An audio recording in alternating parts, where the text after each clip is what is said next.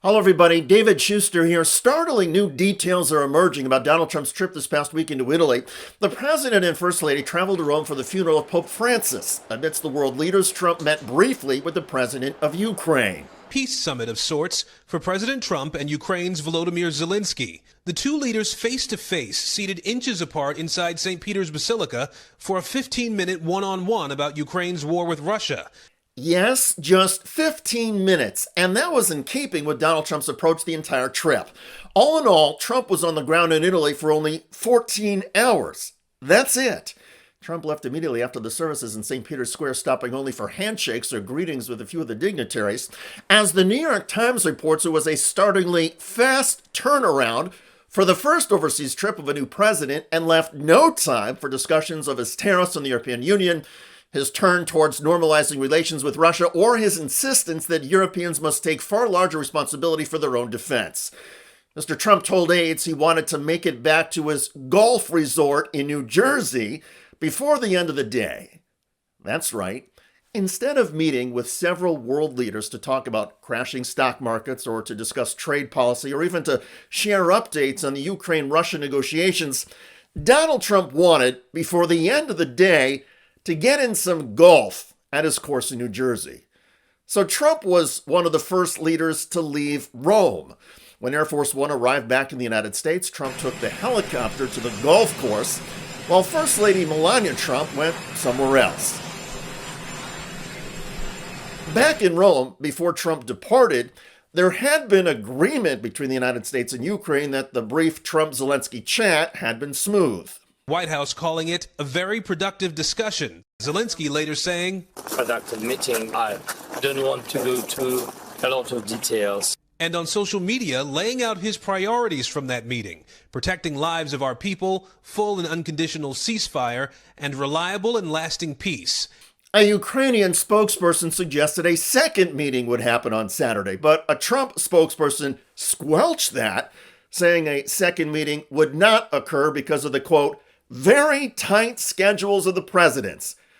Because, golf takes time, and the sun wasn't going to stay up forever on Saturday.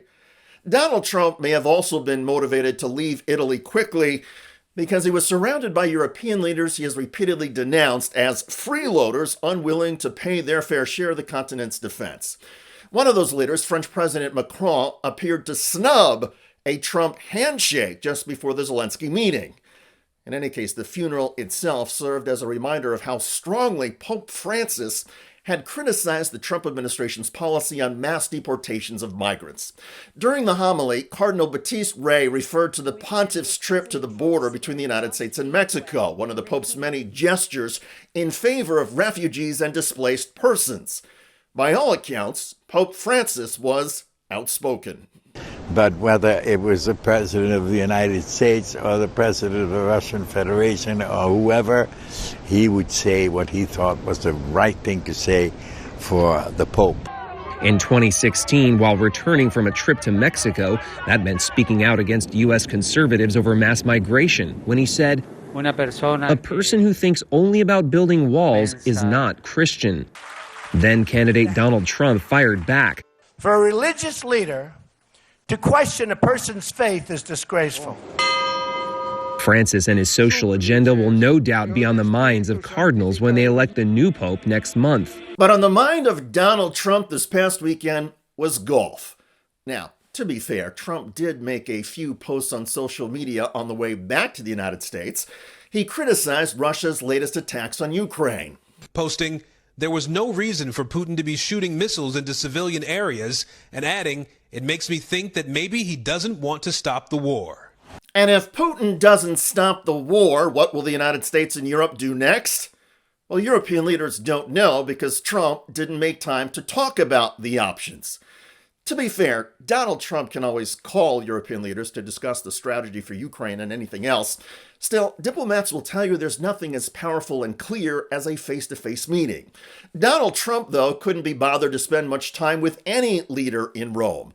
And on top of making time to play golf, Donald Trump also took time to follow the National Football League draft.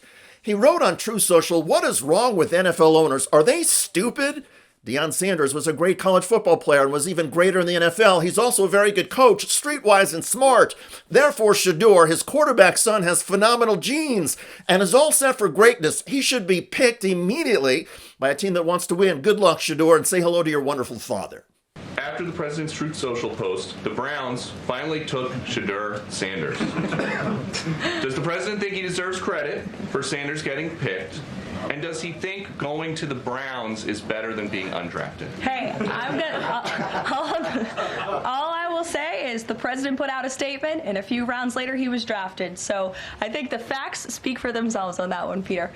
And with that, Caroline Leavitt proved that she knows as little about football as she knows about anything else. The few rounds was 4 rounds. Sanders was drafted 4 rounds after Trump's tweet. In other words, after Trump implored NFL teams to draft Sanders, more than 120 other players were selected before that. But whatever. Everything is spin from the Trump White House, including suggestions that Trump had substantive meetings with world leaders this weekend about the issues of our time. The fact is, Donald Trump's biggest priority was playing golf. I'm David Schuster. Thanks for joining us.